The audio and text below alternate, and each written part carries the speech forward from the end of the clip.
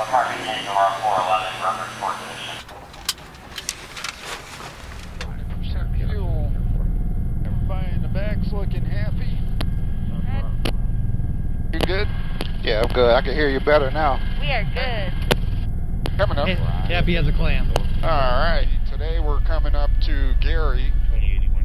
So to do that we have to listen to Gary as a Class Delta airspace. So they have a control tower, you have to get permission to come into their airspace. So we listen to their weather advisory, then we call up the tower, use our call sign of Papa Charlie 5, ask them we're off of Griffith, like to enter the Class Delta for some patrol, and we have the weather report. And as long as they tell us we're clear to come in, we'll come in, and then we just come down.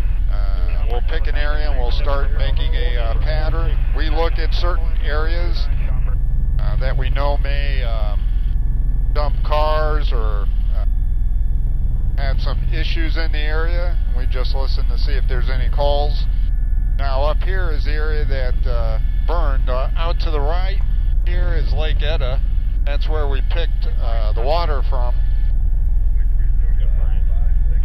Matter of fact, still just a little bit of smoldering by the trailer there. Well, we could get your side if you want to, if it's better for you. And out here to the right, all this area, you can see burn still smoldering. Where the fire was, we dropped 2 heavy loads of water on the south side of that house because it was getting close to the house, and pretty much got it put out, and then the ground crews finished that up. But all this area in here, there was some bunch of tires. You can see a couple of cars that got burned up that were just really fueling everything, and we were able to put 2-3 loads of water a shot on those. All along the side here, along the walkway.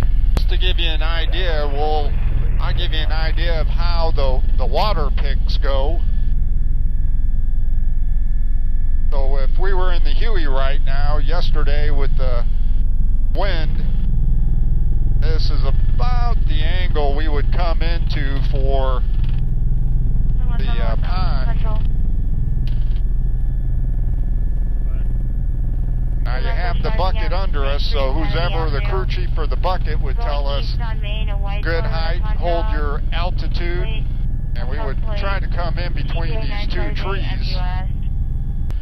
So it was nice having a water source this close to the area for the amount of fire and the numerous fires they had going. Bodies, again, a lot of times, unfortunately, the drownings, if it's not the day of the drowning, within the next couple days, especially on Lake Michigan, if the lake's calm, you can see to the bottom at different heights, a couple hundred yards out. So we've actually found them either laying on the bottom. A lot of times, if they come to the surface, usually all you see is the back of their head, maybe their shoulders. We've had a couple that surprised us and full up offshore. So either our Marine unit or Porter counties will come out, we'll direct them to them. They had, say, more than a dozen times throughout the year. This area right here, Lake Michigan, has more drownings from what I've been told by the Coast Guard DNR. Lake Michigan has more drownings than all the other Great Lakes combined. Unfortunately, most of them here, 99% are usually people from Illinois that come over, whether they have the rip current flags out or the lifeguards tell people you're not supposed to go in and swim.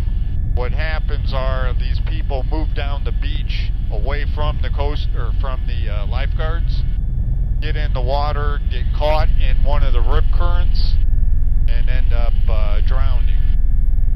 When we're flying up in Gary here, the pilot is, one of his jobs is to maintain communications with any aircraft in the area here, especially the tower.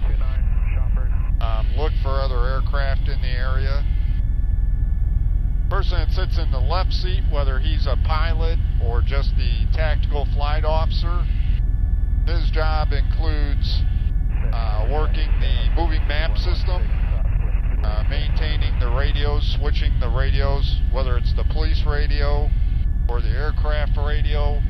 And I'll give you an idea. 6 shots fired coming from south of this address, and they smell gunpowder from the neighbor's house 2 houses over.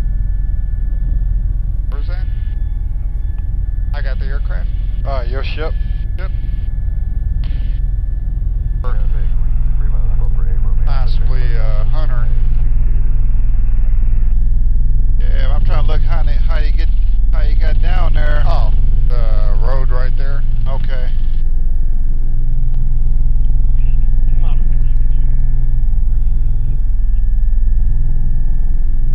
Yeah, this guy's house, he's probably got a deer stand set up in here.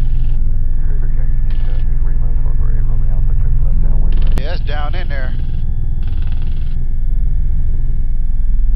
Yep, he found the soft spot. Looks like a Jeep.